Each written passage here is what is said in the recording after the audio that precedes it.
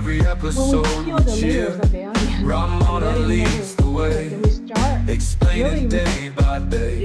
In In the world of digital streams, turning knowledge into dreams. Through the tales of old, new stories unfold.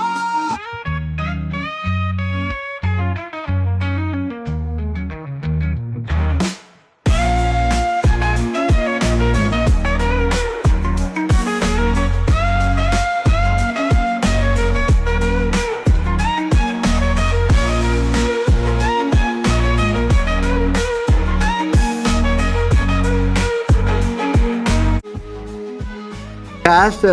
My name is Ramana, MedBig's webcast. This is a healthcare channel, new kind of a channel. I interview quite a number of doctors, but first time I'm interviewing a fire chief of Fremont, really a trailblazer, and I am nervous. Let me tell you, that persona, your accomplishments always is an example to that. Well, Dr. Sorry, the fire chief Diaz. If I call you, that is, what do you want me to call you? Diaz, fire chief Diaz is Oh, okay. Chief Diaz is fine. That's what most people call me. Okay. Let me ask you your journey. You came to. I lived in New York City. Mhm. My formative years. I was in Brooklyn, and I went to school there, and then it's a very different world. You were in a. It's a very tough kind of situations in that place, and I lived in Brooklyn. So tell us your journey from New York City all the way around the other coast to Fremont. What led you to this whole journey for you? I grew up in Harlem, New York, in a neighborhood that wasn't the safest. And my parents were very overprotective out of fear that something would happen to me. So I was very sheltered as a child growing up. And I decided that I wanted to go to college and I wanted to play softball. So I picked a school that was 3 hours away, SUNY Albany. I went to the State University of New York at Albany. And I lived there for 10 years. And during that time, I got a bachelor's degree where I double majored in psychology and Spanish. And I got a master's degree in rehabilitation counseling. And while I was there for 10 years, that city is very similar to Oakland in the sense that things shut down at 2 o'clock. It's not fast paced like New York City. It was a lot safer for me being a woman growing up and really going to college and growing up in college because I didn't have those opportunities as a child in New York City. Playing on the softball team was pretty amazing. That was my passion. In fact, I just reunited with one of my teammates last week when I went to a conference in Dallas. She lives in Dallas. And, I had to really acclimate to an environment. I grew up in Harlem where it was predominantly people of color, Black, African Americans and Latino population. And then I went to a school where the population for Black and Brown people was about 2%. And so I had to acclimate to that environment. Playing sports really did it for me. It allowed me to have a team with a purpose. I graduated from undergraduate school. I got a job working at a group home. And I decided I wanted to continue to pursue my education and get a master's degree in counseling because I wanted to work with young people, adolescents. And so I got my master's degree, worked for a Job Corps, and then I decided I wanted to move back home. So I moved back to New York and realized that that's not where I wanted to, settle down. So I started visiting different places. I came to the Bay Area and fell in love with the Bay Area. And so at one point, I sold all of my things. I lived in Brooklyn as well. And I packed my bags and drove cross country. I landed in Denver for a little while and then down in Los Angeles. But the Bay Area is really where I wanted to live. I have friends who lived in Hayward. And my first job was working for DeVry University as a recruiter. And that was the first job that I got here. And my district was in Fremont. So it's full circle. I ended up back in Fremont towards the end of my career, but that's where I started working. Um, right around 9/11, right prior to that, I did a bike raid, the first AIDS bike ride fundraiser from San Francisco to LA. And I met a woman then who was pursuing a career in the fire service. She also happens to be from New York City. We became friends. I was looking for an apartment. I moved in across the hall from her. And so while she was going through this process of trying to get hired with the fire department, she got picked up with the Oakland Fire Department and invited me to her graduation. And that was the first introduction I had to the fire service. I was recruited at that point by members of the Oakland Black Firefighters Association who asked me, is this something you think you might be interested in doing? And so out of curiosity, I started attending a class that was put together by the Oakland Black Firefighters Association on what steps do you need to do and how do you become a firefighter.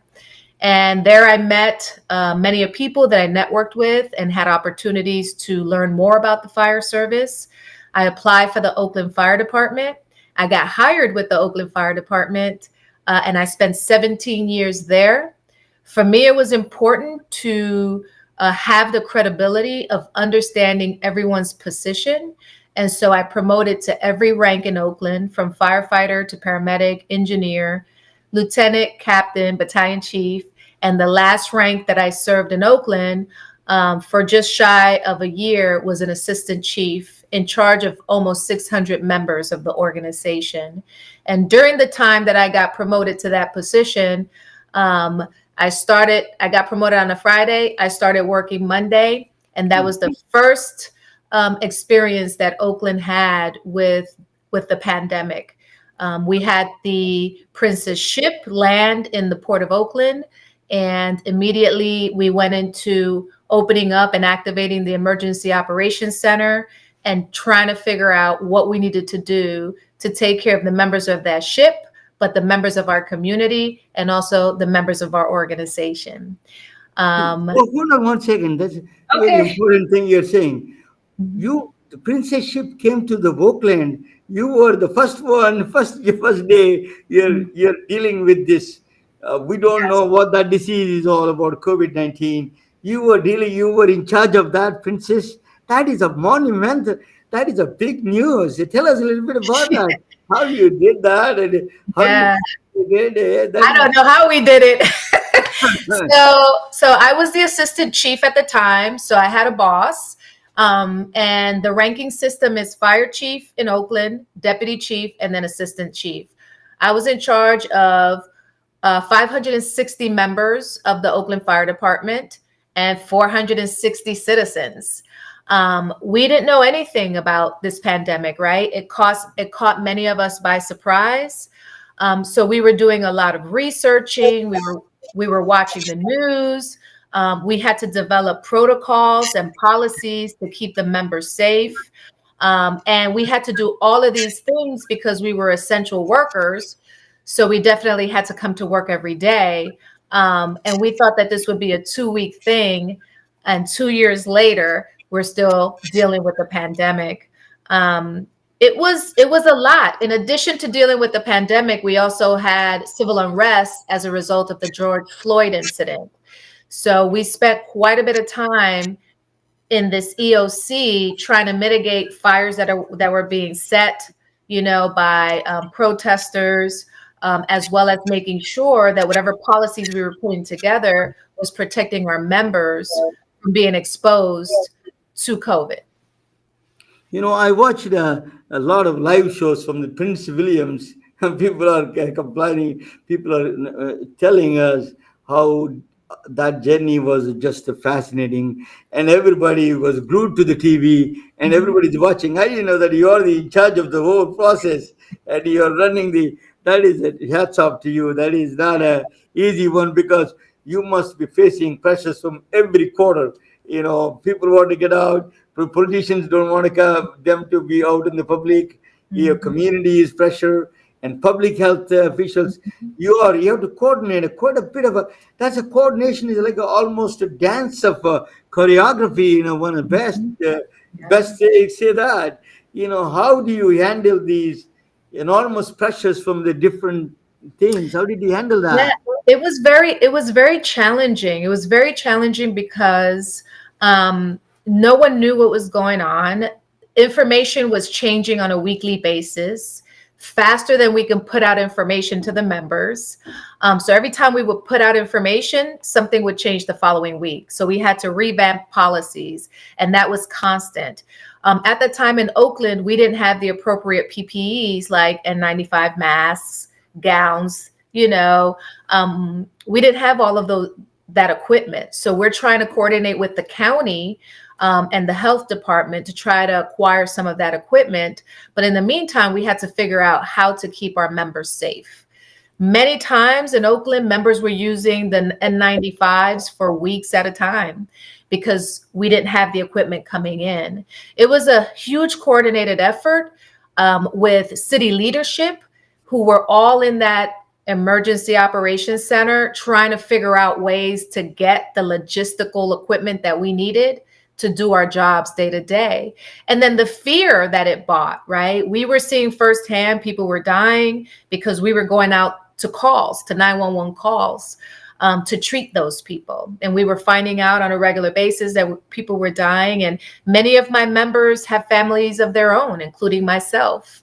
I was taking care of my 88-year-old mom at the time. She might have been 87 at the time.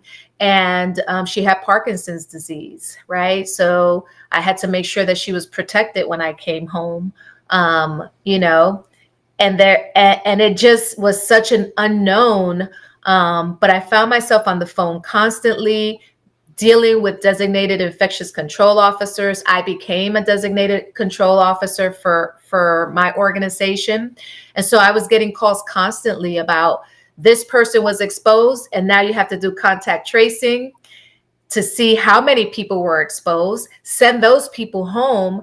But what people don't understand is the more people we were sending home, the less people we had to go out and run the 911 calls. Okay. And so we were looking at things like, what do we need to do to ensure that we have, the level of service needed to run the calls that we were receiving in the 911 system.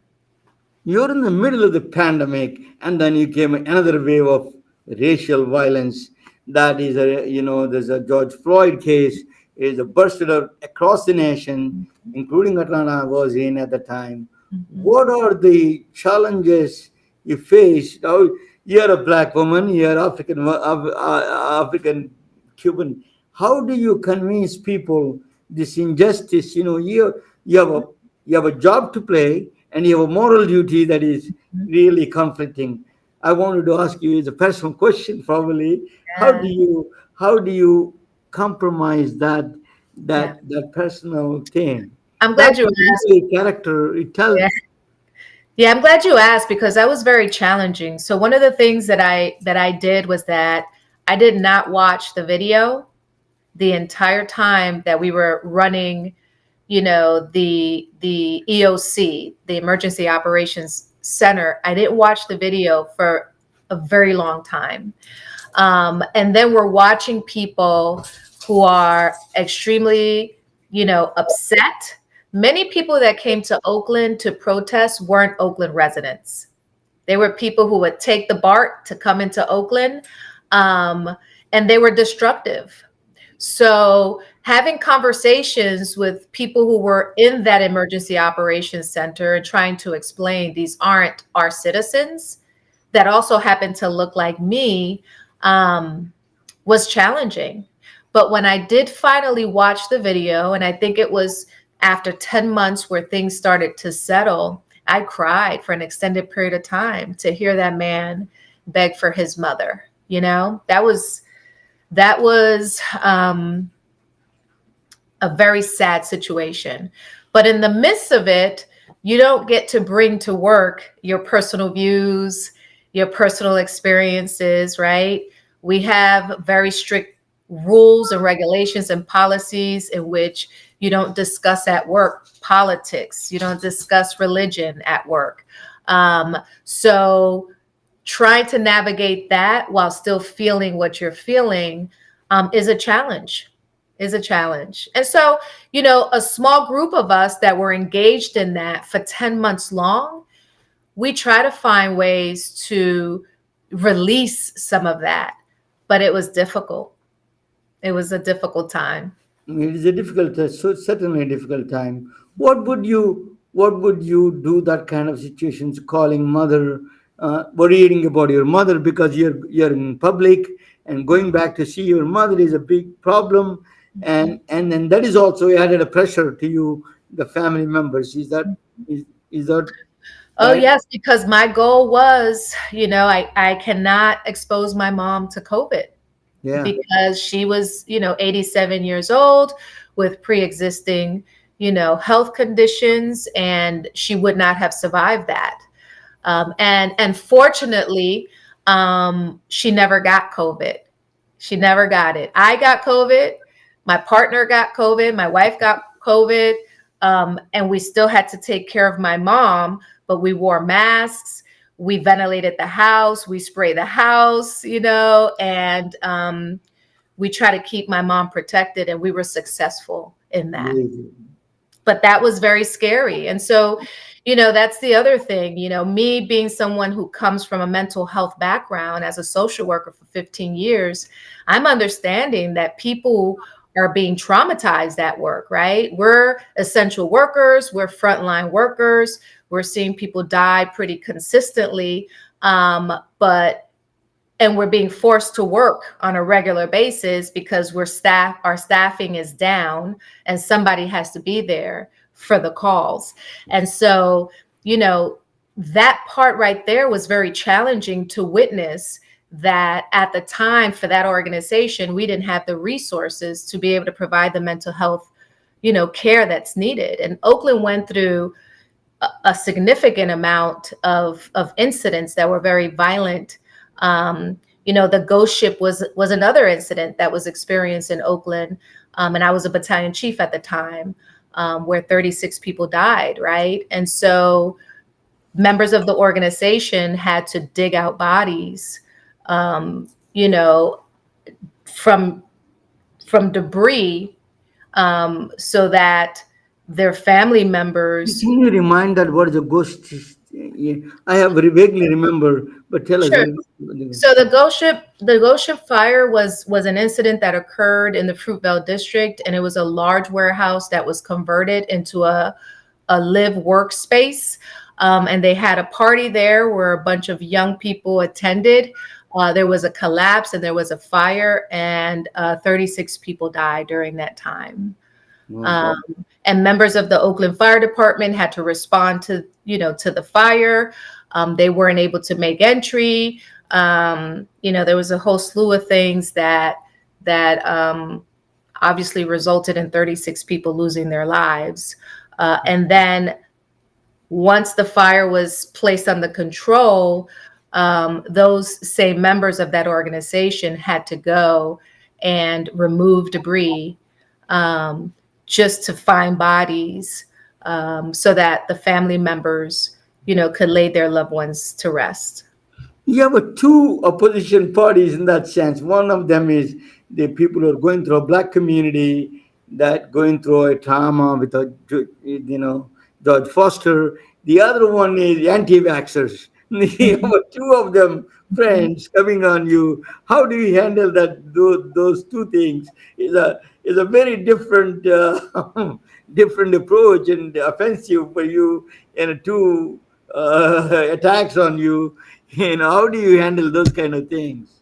Well, that the people, you're saying the people who are being vaccinated and those who are against vaccination. Correct. So that didn't really come into effect in Oakland while I was there. When I moved over to Fremont, in Fremont, we had some members who did not want to get vaccinated. And so what we did was that those individuals who did not want to get vaccinated had to be tested during COVID before they started their shift. And so the day that they returned to work, they needed to be tested. If they tested positive, we would send them home. And so that's the way that we handle that situation in Fremont. Let me ask you. Then after that, you moved to Fremont, and then Fremont has its own crisis went on, Mhm. mayor and all those things during the lockdowns, and they want to open the businesses. Some people don't want to open the businesses. How did you handle that whole process? So for me, thankfully, whether businesses are open or not, the fire department still has to come to work. So for us, it wasn't very impactful in that regard. We're essential workers, so we've been there, every day. We've been going to work. When I moved over to Fremont, there was a period of time in which there weren't a lot of cases of COVID, but then new strains started to come in. And so we had to do the same thing, which was put policies in place. We were very fortunate to have a PCR testing equipment in which we can test people who have signs and symptoms and in 20 minutes get the results in Fremont. So I was grateful to be able to have the tools in Fremont to determine in a quick way whether someone had COVID or not. But we continue the practices, and having done it for 560 people as part of the Oakland Fire Department, when I came to Fremont, right now I'm in charge of 172 people. Then it was roughly 150. It was less impactful. And we also at that point had a lot of the personal protective equipment that was needed for the members to go out. It was just a matter of communicating to those individuals. And we did have a moment in time where there was several people who were exposed and at home quarantined, but it never got to the point where we had to reduce our level of service. Let me ask you a question that you are going through. Then you moved to Fremont. You found a different crisis, and my mayor was attacked, and all the businesses wanted to open. How did you handle that situation?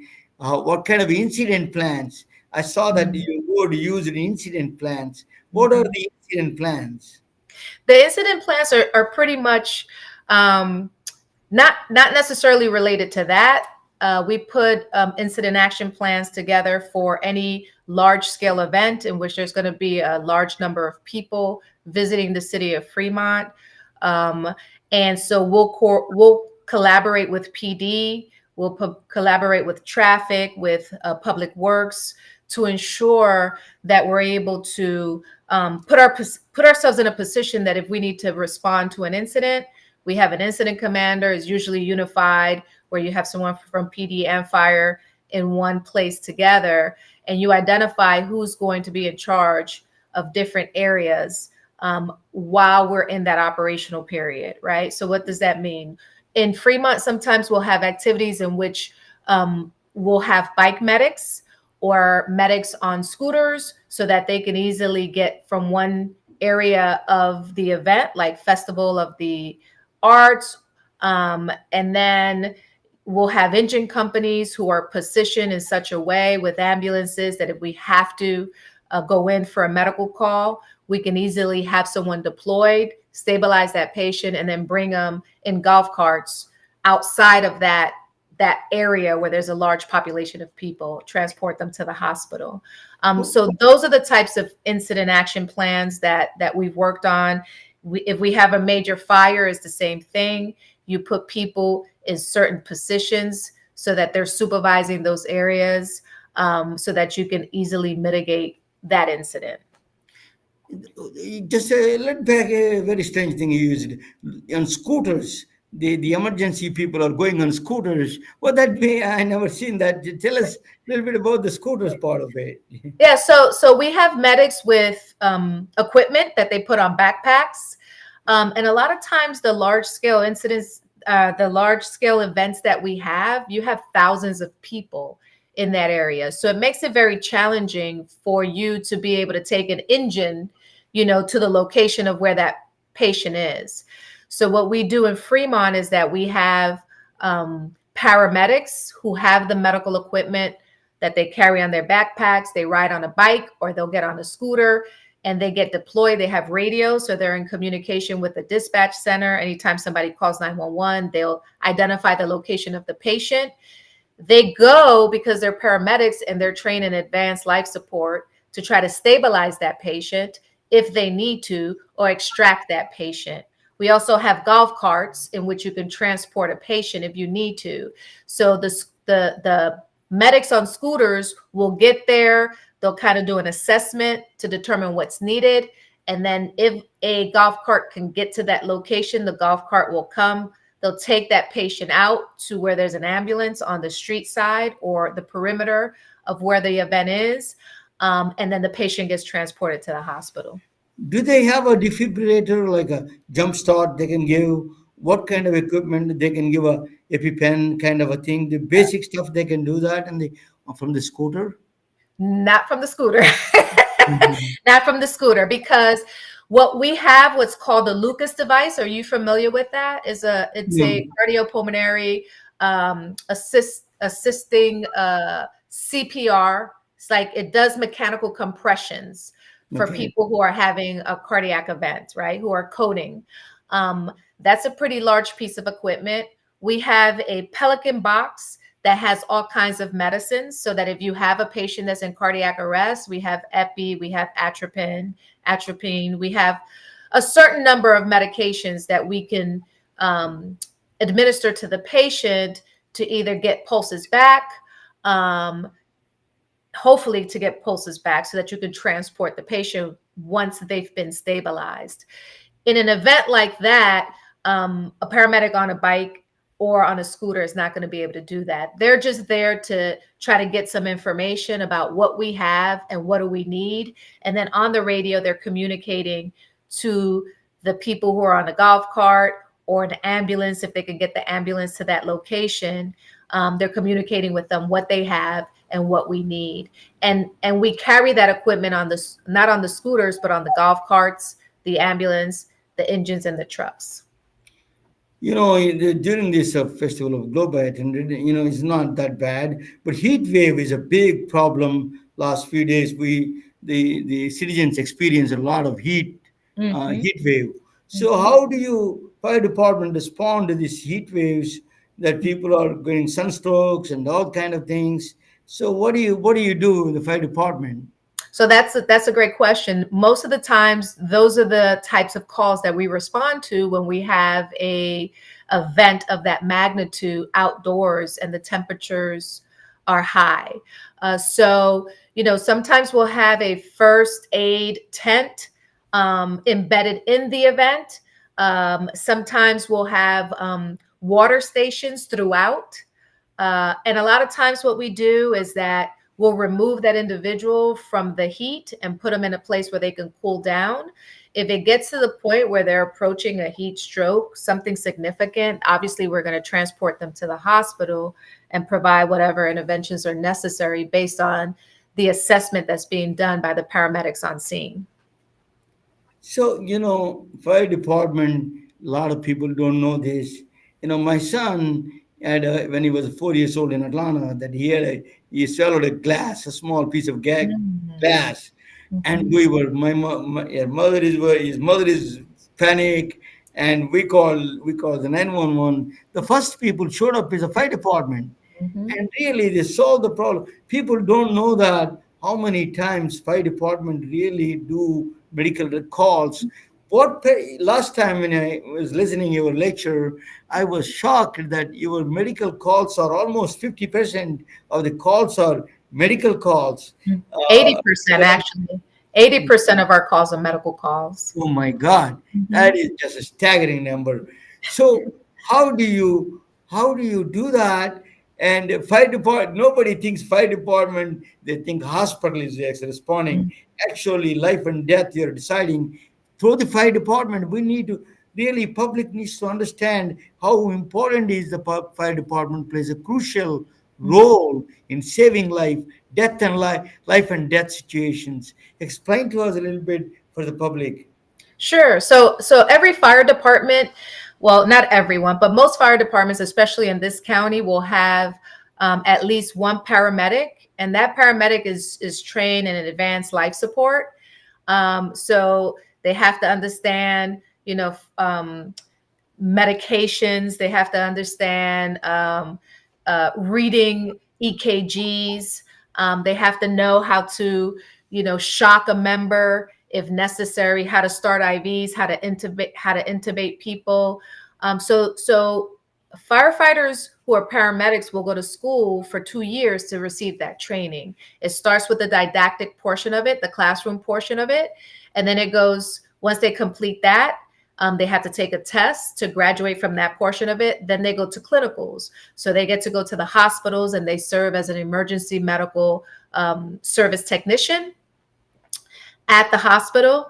And then when they complete that portion of it, they go and do an internship on an ambulance where they're responding on an ambulance to 911 calls. When they finish all of that, they get their paramedic license. And then for Alameda County, you have to be accredited to be able to work on your own by yourself without having a supervisor on an engine or a truck. So we have on every engine and truck in the city of Fremont at least one paramedic. In most cases, we have two. Some cases we have three. So there's a lot of critical tasks that need to happen when you have a patient who's in cardiac arrest, like start a line, draw the meds, put them on the EKG monitor, put the Lucas on, intubate the patient, read the rhythm. There's a lot of things that need to happen. And so the more people that you have with advanced life support skills, the better the outcome is for the patient. So why firefighters often are first on scene is because we are strategically placed around every city for every jurisdiction that we have to respond and get on scene between 3 to 6 minutes. And that's key because we know if you go without oxygen for a certain amount of time, the likelihood of you surviving that decreases, or you might have some deficits as a result of it. So fire stations are strategically placed throughout a city to be able to respond within a certain timeline. They're truly first defense of healthcare. People do not understand. The ambulance sometimes gets stuck, but fire departments have a 3 to 6 minutes of that. What you're saying is the first line of defense for the healthcare system. I think we need a lot more resources to that. But so it's the first kind of defense that you do you need a lot more resources for the fire department, because this is one thing public need to be educated. Life and death questions, really fire department plays an extremely crucial role. And that's why you can maybe understand in the policy level, but a lot of times public needs to understand also this problem. Some of the doctors may not understand all these things. So it's an interesting aspect. I wanted to ask you then the other part of the fire rescue. People start the fire, and in India we had a different kind of situation. They were there's a huge problem now that they passed a law. They were burning the wives, putting the gasoline on them, and because of dowry situations and all those things. Thank God that don't happen in this country. So when you see this kind of a fire and catching fire, and you're jumping you're taking such a huge risk when you go inside. 9/11 is an example how many firefighters died. How do you do that courage? And then I'm sacrificing life there. I'm going there inside. There is a child is burning. It is a huge, tremendous responsibility. Just pops on, immediately jumps on you. How do you, as a firefighter, really think about that? So, we're a team, right? We have somebody who's driving the engine to get us to the location where we need to get there. But even before that, we have somebody who's activating the 911 system. And then we have dispatchers who are taking the call to let us know what it is. that we're responding to. If it's a fire, if it's at 2 o'clock in the morning, we know that potentially there's people in the home sleeping. So, it's training. We spent as an entry level firefighter, I spent 6 months in an academy to learn these things so that they become second nature, right? How to make a connection to a hydrant, how to open up a hose line, make sure that there's no kinks in it so that it doesn't impede the flow and the pressure at the tip of that hose line. These are all things that you learn so that when that call comes in at 2-3 o'clock in the morning, it's almost second nature for you to be able to do the things to put everything in place so that we can go into a house, do a search. We receive training on all of that. We search the home to make sure that it's clear. Then we send the second crew in to do a backup search, to a secondary search, to make sure that the first crew didn't miss anything, because their primary responsibility is to find where the fire is and put water on the fire. Then we have the truck companies who are, on the roof, and they have to cut a hole to create some relief to allow those gases to escape so it won't be so hot in those buildings. We wear the proper PPEs to protect ourselves. But to your point, you're absolutely right. We understand that our job is high risk, right? We do this career knowing that any day that we go to work could be the last day, right, that our family members see us. But that's what we signed up to do. That's what we swore to do. That if we could save a life, we're going to do everything we need to do to save that life. We have California is famous for fires. This is all over the place. So when the fire just starts out, your first responsibility is the people to rescue, right? And Always. Always people to rescue. Then they attend the fire. That is also responsibility of the fire department, not like a police or some hospitals. Actually, fire department take them out from the dangerous situations, and then they deal with the fire. Is that?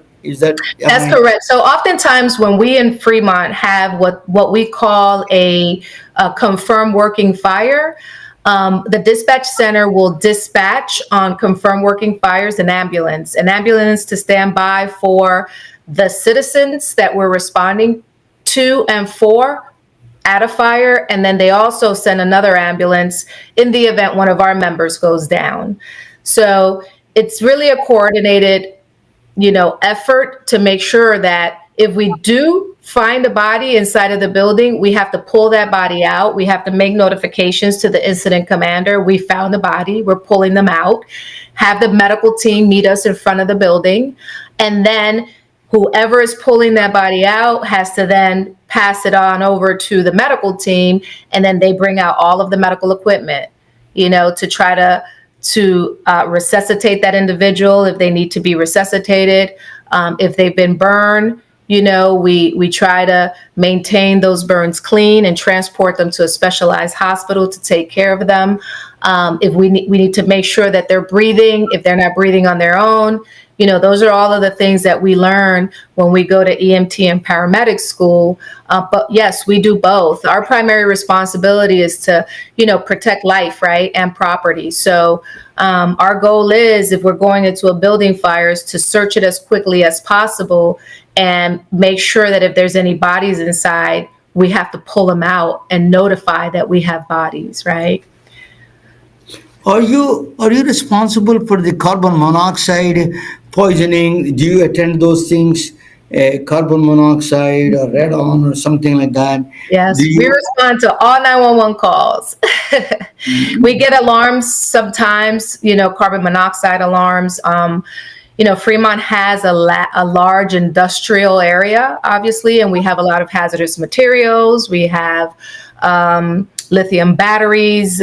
We respond to vehicle accidents, hazmats, all of it. And we have members in our organization that not only they specialize in it, but they have to maintain continuing education and training. So we have refreshers just to keep us, dialed in on our skill set, so that when we do get those calls, we're able to respond and mitigate it as quickly as possible. Other aspect of it, we always think firefighters are strong. They don't have any problems. They can exhibit, very frontal images that they're strong. They're not easy to bend, but they go through a lot of emotional crisis. They do a lot of, they see a lot of things that we don't see usually in public. Child burning, or a wife is burning, mother is burning, and he cannot help it anymore.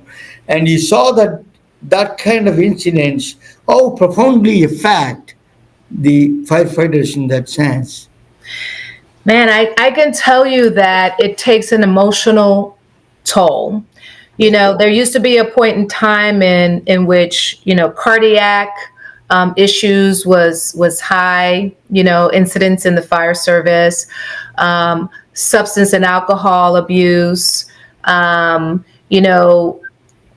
too long ago, the International Association of Firefighters started to acknowledge that there is such a thing as post-traumatic, injury, right? So those are all things that we're trained as firefighters, that when an incident occurs, you just have to respond to that incident, take care of the patient, and then you transfer care, right? Either to the hospital, the transporting agency, and then you're done. You go to the next one.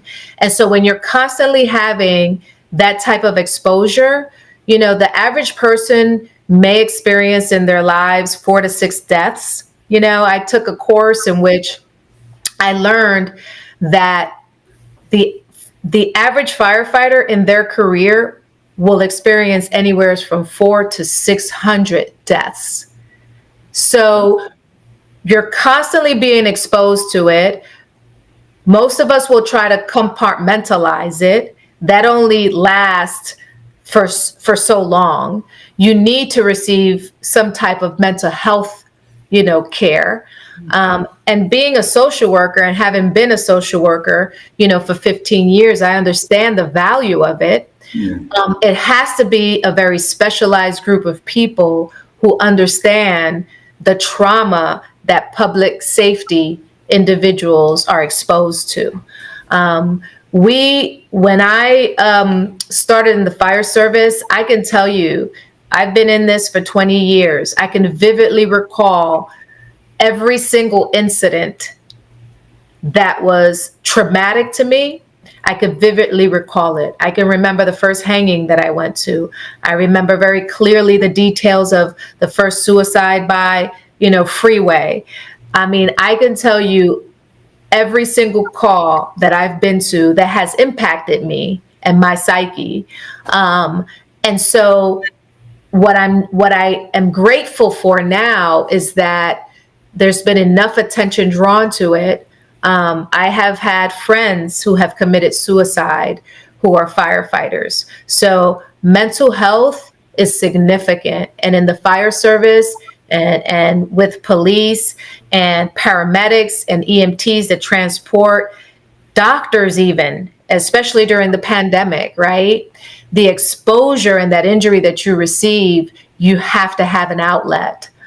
So I am very thankful that the city leadership, my boss, Karina Shackelford, and the council members during a budget, proposal approved Fremont receiving specialized trauma therapy and counseling services for our members. And I've been told prior to this, the fire department started doing what's called critical incident stress debriefing for the citizens, but also for the members of the organization, run by members of the organization. We then went to peer support in the fire service. Well, all of those individuals who are listening to stories about what a member just experienced are also being exposed to that same trauma. And so it's just cyclical, right? We're having our own members provide some type of care to the members who have experienced PTSD or PTSI, and then we're exposing them to that same trauma. And I know this to be the case because when I experienced the first hanging and I went to see a therapist who had no knowledge of what I did as a firefighter, I can see the reaction in how I was describing the incident that I just experienced. So I'm thankful that I don't want to listen to that experience. It could be is a very, very brutal and very, yes, very emotional. I can yes. imagine. I'm just very excited though that that we have that the fire service is now looking at the benefits of providing mental health services to members of the fire service. Another aspect of the fire department is the overdose. You have a lot of overdose patients all over the Silicon Valley. They do prescription drugs, over prescription drugs. They do shooting all these fentanyl. How do you? This is another aspect of the all these problems you have. This is another added problem. How do you respond to that? Do you have any task force separate for that, or the fire department is a part of the fire department problem? Oh, we respond to people who are who have overdosed all the time. Um, Yeah. Yeah, so it's just part of, identifying if there's somebody on scene. Do they know what the person took? By looking at their eyes, do they have pinpoint eyes? We do an assessment to try to figure it out. We'll draw blood to determine if it's a, blood sugar issue. We just rule out things. But if there's somebody on scene who can tell us what's going on with that individual, that's helpful. Otherwise, we just treat them by ruling things out, transport them to the hospital. You don't administer Narcan or anything like that. We do. We have Narcan. Narcan, okay. We do.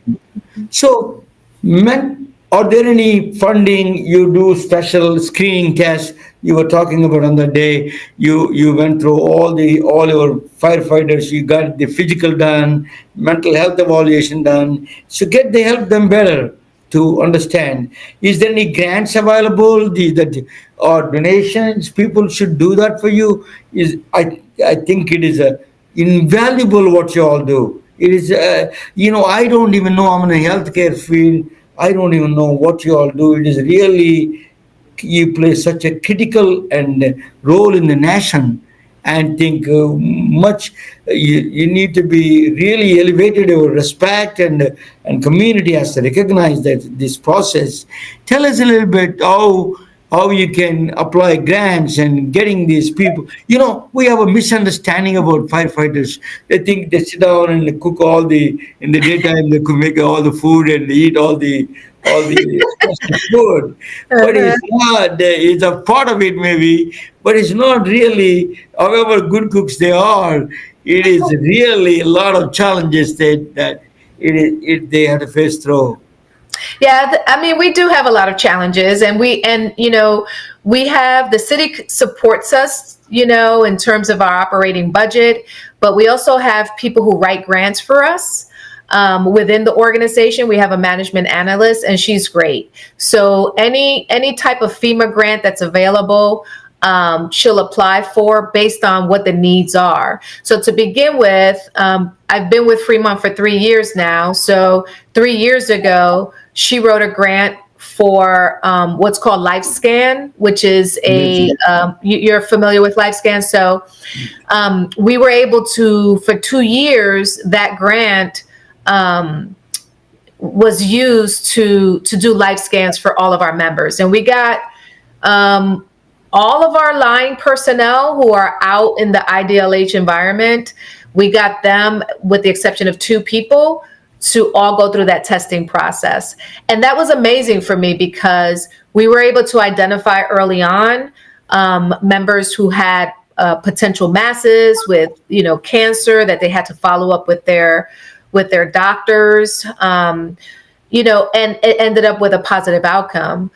It was great to see that everyone was really invested in it. The second year is the same. We had, an outpouring of member also participate in it. And you can see that there was some improvements. We had one member who was a probationary firefighter, where they found that he had cancer, He went to see his doctor, and he was able to be treated. And with cancer, I had a dad who died of fourth stage lung cancer. If you don't get it early on, and even when you do get it early on, the outcome isn't always the best. But for this probationary firefighter, he's still undergoing treatment. And so, we were very, very happy about being able to bring that through a grant. And then last year, the city of Fremont, I put in a proposal, a budget proposal, and they granted me the opportunity to include that as an annual budget item to take care of our members in that way. So it's important for us to be able to continue to deliver the type of service that's required and deserving of our citizens in Fremont, to also take care of the memberships, physical and mental health, because all of that affects your ability, to do your job. With all these pressures, you're doing all these things. What do you do for your relaxation, Chief? That's a great question. That's a great question. Or you go to park. What do you do? I enjoy reading books. I love to read books on leadership. I love to read, personal growth books. I like to listen to music. My wife and I like to travel. So those are some of the things that we do. What music you listen? Yeah, let me ask you. I listen to Afro beats. I like Afro beats. I like jazz music. Like Jamaican music. I like Jamaican, Caribbean music, all kinds of Caribbean music. I grew up listening to salsa and merengue. I dance to that music.